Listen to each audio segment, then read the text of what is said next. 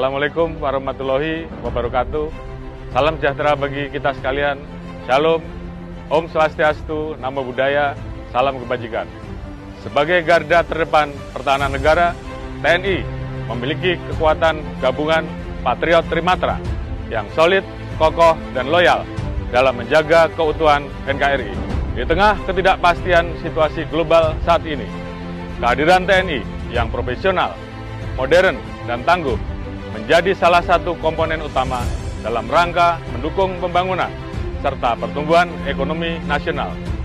Dalam kesempatan ini, saya, Jenderal Polisi Dr. Andes Listio Sigit Prabowo MSI, Kepala Kepolisian Negara Republik Indonesia, beserta seluruh keluarga besar Kepolisian Negara Republik Indonesia, mengucapkan selamat atas pelantikan Laksamana TNI Yudo Margono SEMM sebagai Panglima TNI. Semoga sinergitas dan soliditas TNI Polri semakin kuat dalam menjaga kondusivitas serta stabilitas politik dan keamanan negara demi terwujudnya Indonesia maju, berdaulat, adil, dan makmur. Saya yakin TNI akan terus memberikan dharma bakti terbaik kepada masyarakat, bangsa, dan negara dengan berlandaskan semangat Sabta Marga serta Sumpah Prajurit. Selamat bertugas TNI Patriot NKRI.